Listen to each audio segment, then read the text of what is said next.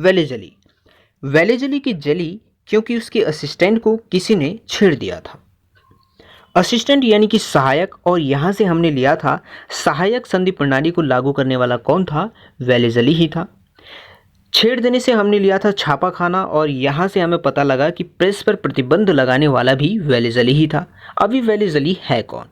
Wellesley एक अंग्रेज अधिकारी था, यानी कि गवर्नर जनरल। ब्रिटिश यानी कि अंग्रेजी क्षेत्रों का सर्वोच्च पदाधिकारी था। लास्ट प्रीवियस वीडियो में हमने जो है लॉर्ड वेलेजली के बारे में सारे फैक्ट्स यहाँ पे इसी तरह की कुछ इंटरेस्टिंग ट्रिक्स के साथ कवर किए हैं। आपने अगर वो वीडियो देखा हो तो आपको याद आ रहा होगा कि वेलेजली यानी कि जली, जो कि जलना का साउंड है, यहाँ से भी हमें एक बात पता चली थी, और वो क्या थी? देखिए, टीपू सुल्तान। टीपू सुल्तान के साथ क्या हुआ था आपको याद आ रहा होगा। सन 1799 में चौथा आंग्ल मैसूर युद्ध, जो कि वेलेजली के ही टाइम में हुआ था, तो इसमें टीपू सुल्तान की मृत्यु हो गई थी। तो इस तरह की सारी बातें हमने कवर की हैं, तो मेक श्योर आपने ये वीडियो देखा हो। इवन ये जो सीरीज चल रही है, इसकी सारी वीडियोस अगर आप देखते हैं तो मॉडर्न हिस्ट्री का एक बहुत बड़ा पार्ट आपका कवर हो जाता है। देखिए, वेलेजली से पहले हमने यहाँ पे कॉर्नवालिस के बारे में जानकारी सारी प्राप्त कर ली है। उसके बाद वेलेजली, जो कि लास्ट वीडियो था, उसके बाद जो गवर्नर जनरल बनेगा वो बनता है सर जॉर्ज वारलो।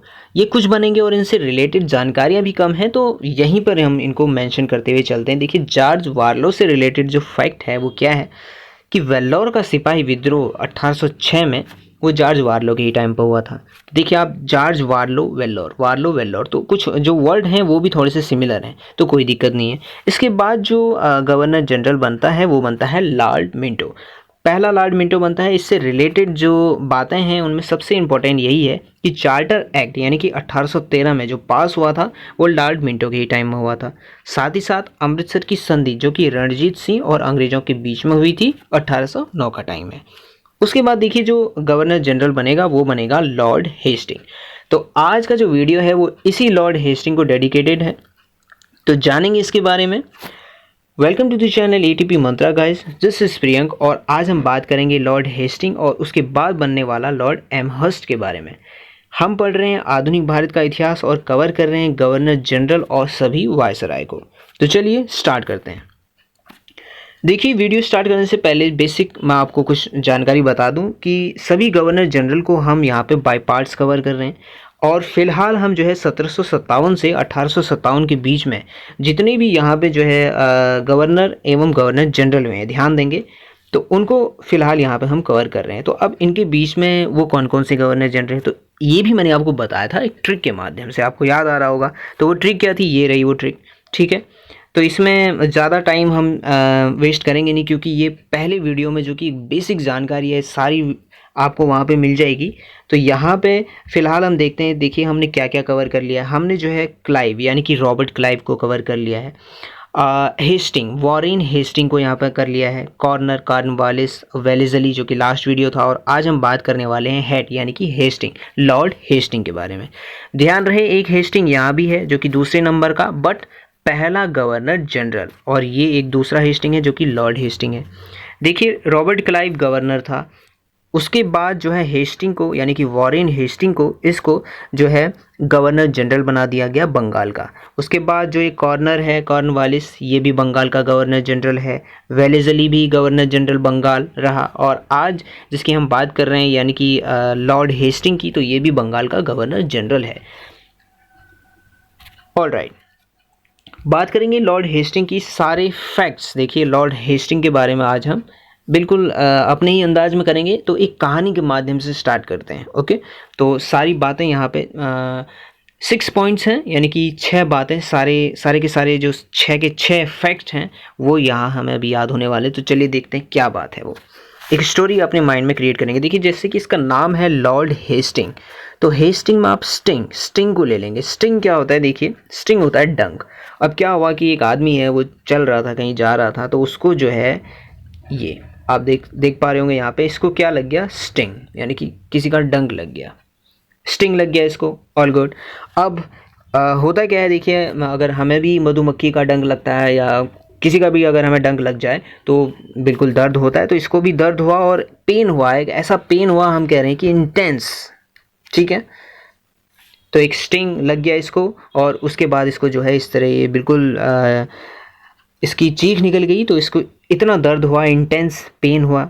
All good. उसके बाद क्या हुआ देखिए, जहाँ पे उसको स्टिंग लगा था अगर वो वहाँ पे छूता है, प्रेस करता है वहाँ पे, तो इसको बहुत ज़्यादा दर्द होता है, कई दिनों तक ये दर्द रहा।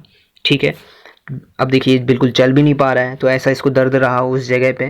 फिर धीरे धीरे क्या हुआ कि इसकी पिंडलियों में, ठीक है, इसकी पिंडलियों में दर्द होने लगा, यानी कि हाथ पैर जो जोड़े होते हैं ना, तो हाथ हाथ पैर के जोड़ों में दर्द होने लगा, यानी कि अब थोड़ा बहुत इसको वीकनेस आने लगी, बुखार जिसके कहते हैं। बिल्कुल होता है, इस बात से आप रिलेट करेंगे, जैसे मधुमक्खी भी अगर काटती है तो हम कहते हैं कि उसके बाद जो है बुखार आता है, तो ऐसी कुछ बातें हैं। तो दिन प्रतिदिन इसकी तबीयत ख़राब हो रही है। अब बिल्कुल ये कोई आइडिया नहीं है कि इसको जो स्टिंग है, जो डंक है, वो किसका लगा है कि पर्टिकुलर उसका जो है इलाज हो सके, तो ऐसा भी संभव नहीं हो पा रहा है यहाँ पे, और इसकी हालत ख़राब हो रही है। तो फिर हुआ क्या कि ये गया मेरठ, ठीक है, और मेरठ में ये गया एक बाबा जी के पास, और वो कौन है, गोरखनाथ बाबा के पास गया। तो अक्सर ऐसा भी होता है देखिए, सांप के काटने पे या बिच्छू के काटने पे होता है ना कि झाड़ फूँक भी करवाते हैं लोग, तो ऐसी कुछ बातें हैं। जब कोई सॉल्यूशन नहीं मिला तो फाइनली मेरठ गया बाबा गोरखनाथ के पास, जड़ी बूटी ली और ठीक हो गया। तो यह एक कहानी है। तो इस कहानी से हमने क्या सीखा, यही कि हमें जो है नंगे पाँव नहीं जाना चाहिए है। तो साथ ही साथ ये सारी बातें भी हैं लॉर्ड हेस्टिंग से रिलेटेड, सारे के सारे फैक्ट्स यहाँ पे हमने इस कहानी से सीखे हैं। कैसे सीखे हैं वो अभी बात करेंगे, लेकिन एक बार फिर से जो है चीज़ों को थोड़ा सा रिवाइज कर लेते हैं। देखिए क्या है,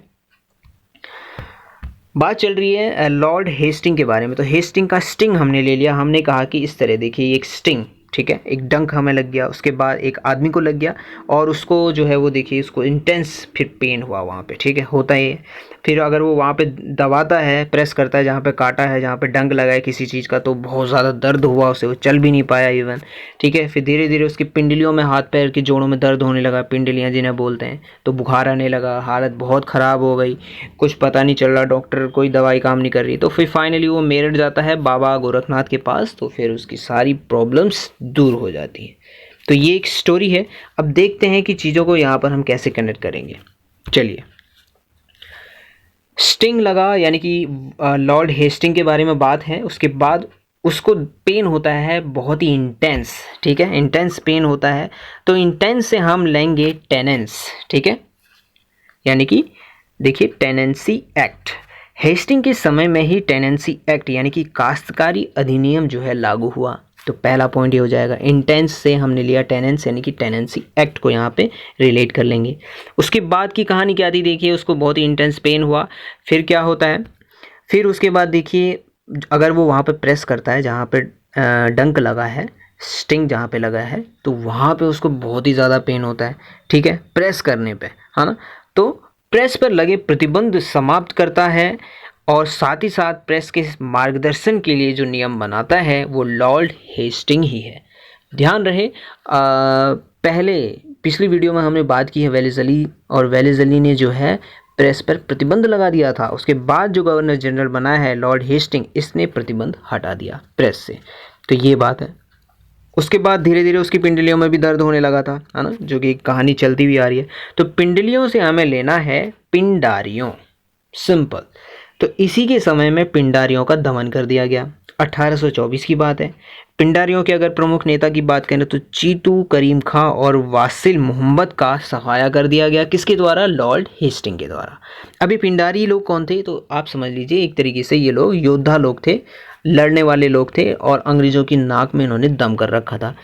ये जो है भारत के दक्षिणी पश्चिमी इलाकों से थे, ठीक है। पिंडारी एक बहुत बड़ा ग्रुप होता था इनका। तो ऐसी कुछ बातें हैं, तो इनका दमन कर दिया था, इनके ग्रुप को तहस नहस कर दिया था, ऐसी कुछ बातें हैं। किसने किया था? लॉर्ड हेस्टिंग ने किया था।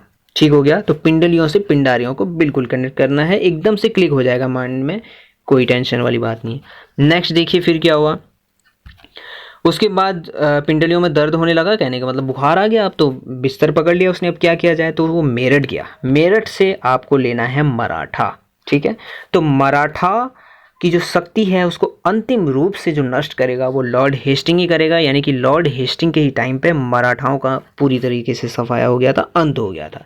एक तरीके से देखिए अंग्रेज़ों के टाइम पे कुछ जैसे कि एक तो मराठा हो गए, और एक मैसूर राज्य हो गया टीपू सुल्तान वाला, साथ ही साथ हैदराबाद का निज़ाम, ये कुछ ऐसी शक्तियाँ थी ना जो अंग्रेज़ों से मतलब बहुत ज़्यादा डिफ़िकल्टी हुई अंग्रेज़ों को भारत पर कब्जे करने की, है ना। तो ये लोग बहुत शक्तिशाली थे।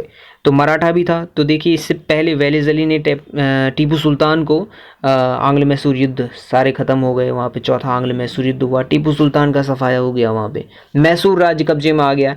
तो अब लॉर्ड हेस्टिंग के टाइम पे मराठाओं की शक्ति को भी अंतिम रूप से नष्ट कर देगा लॉर्ड हेस्टिंग। तो मराठाओं का भी यहाँ पे अंत हो चुका है, ठीक है। कहने का मतलब मराठाओं का क्षेत्र भी अंग्रेज़ों के अंडर में आ चुका है। तो ऐसी कुछ बात है। अब मेरठ में कहाँ गया हुआ, एक बाबा के पास गया, बाबा गोरखनाथ। तो गोरखनाथ से आप गोरखा को रिलेट करेंगे, यानी कि आंग्ल गोरखा युद्ध जो है इसी के समय में हुआ, और गोरखा लोग जो है नेपाल से हैं, ठीक है। तो नेपाली यानी कि आंग्ल नेपाल युद्ध हुआ लॉर्ड हेस्टिंग के ही टाइम में। तो देखिए सारी की सारी बातें यहाँ पे कवर हो चुकी हैं। जो एक स्टोरी लाइन थी हमारी, तो उससे हमने सब बातों को रिलेट कर लिया है। आई होप कोई दिक्कत नहीं होगी, एक बार फिर से देख लेंगे। नेक्स्ट बात करते हैं, देखिए आंग्ल गोरखा युद्ध। जैसे कि लास्ट में वो बाबा गोरखनाथ के पास गया, तो आंग्ल गोरखा युद्ध जो है हेस्टिंग के ही टाइम पर हुआ है।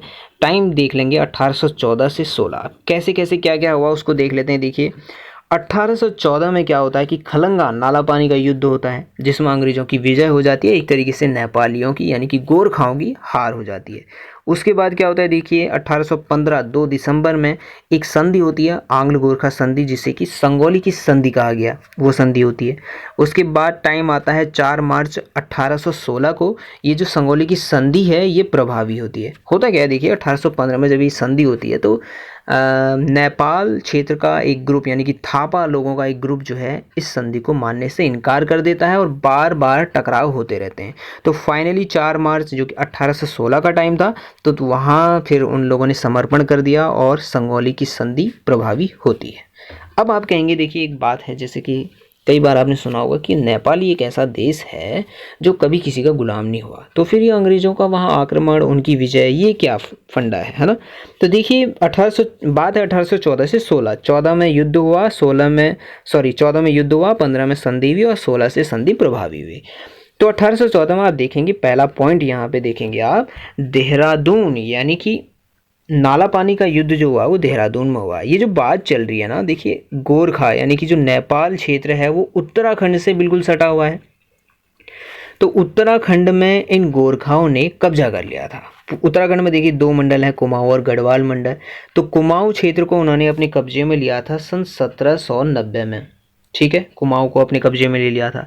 साथ ही साथ 1804 यानी कि जो खुड़बुड़ा का युद्ध होता है, जिसमें जो है प्रद्युम्न शाह की मृत्यु हो जाती है गोरखाओं से हारते हुए, तो 1804 में गढ़वाल को भी कब्जे में ले लिया था, और 1790 में कुमाऊं को कब्जे में ले लिया था। यानी कि महेंद्र चंद वंश का सफाया, और यहाँ से गढ़वाल से परमार वंश का सफाया गोरखाओं ने कर दिया था। गोरखा लोग बहुत खतरनाक थे उस टाइम पे, ठीक है।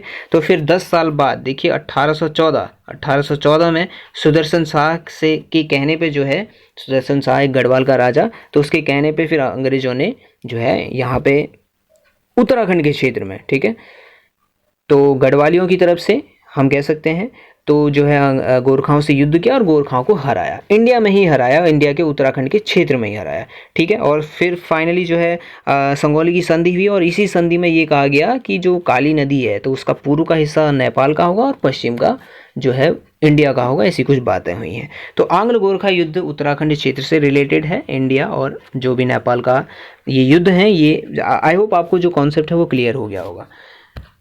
तो नेक्स्ट अब हम बात करते हैं उसके बाद जो गवर्नर जनरल बनेगा लॉर्ड एमहर्स्ट के बारे में। क्या क्या बातें हैं देखिए, इसके बारे में ज़्यादा बातें हैं नहीं, बस एक चीज़ याद रखेंगे, MBA, ठीक हो गया। एमहर्स्ट, एम से हम एम ले लिया, और BA बिल्कुल पता है MBA। तो B से हो जाएगा देखिए बर्मा, और A से हो जाएगा आंग्लो, ठीक है। यानी कि आंग्ल बर्मा युद्ध एम यानी कि एमहर्स्ट के ही टाइम पर हुआ था, सिंपल। तो इस तरह से हम चीज़ों को याद रखेंगे, ठीक है। अब एक और बात हम याद रखते हैं, वो ये है कि देखिए MBA करने वाला एक 24 साल का एक लड़का था कोई, उसने MBA की, ये भी याद रखेंगे, ठीक है। तो अब देखिए क्या बात है कि इसके समय में प्रथम आंग्ल बर्मा युद्ध हुआ है, कब हुआ है, 1824 में हुआ है, ठीक है। इस तरीके से देखेंगे, ये हो गया 24, ये हो गया 25, ये हो गया 26, MBA। तो 1824 से 26 तक जो है ये युद्ध चला, आंग्ल बर्मा युद्ध। और फिर हुआ क्या इसमें देखिए, 26 में जब ये युद्ध खत्म होता है तो एक संधि के साथ, और वो संधि जो हुई वो हुई यान्डबू की संधि हुई है आंग्ल और बर्मा और अंग्रेज़ों के मध्य जो 1826 में यांडबू की संधि हुई है। तो ये बातें आप ध्यान में रखेंगे लॉर्ड एमहर्स्ट के बारे में। ये कुछ फैक्ट्स हैं। कितने फैक्ट्स हैं? 2 ही फैक्ट्स हैं, ज़्यादा फैक्ट भी नहीं है। और साथ ही साथ लॉर्ड हेस्टिंग वो स्टिंग लगने वाली जो कहानी है, किसी बंदे को स्टिंग लगा और जो भी लास्ट में फिर वो गोरखनाथ के पास गया, गोरखा युद्ध जो भी हुआ, सारे कॉन्सेप्ट क्लियर हो गए होंगे। तो आज की वीडियो में इतना ही था। एमहर्स्ट के बारे में जाना, लॉर्ड हेस्टिंग के बारे में सारी बातें जान ली हैं। एक बार और देख लेंगे तो आपको समझ में आ जाएंगी चीज़ें। तो अगर वीडियो अच्छा लगा है, इन्फॉर्मेटिव लगा है तो लाइक कीजिए, कमेंट कीजिए, वीडियो को, चैनल को शेयर कीजिए। देखिए जिसको फ़ायदा होता है तो उसका एक अच्छा रिस्पॉन्स अगर हमें मिलेगा तो ये जो मोटिव है तो ये बिल्कुल जारी रहेगा कि ट्रिक्स और टिप्स के थ्रू जो है चीज़ों को आपको प्रोवाइड करवाया जाए। बहरहाल आज की वीडियो में इतना ही। पीस आउट दोस्तों, दिस वाज प्रियंक। मिलते हैं फिर एक और नई वीडियो में। Thank you very much.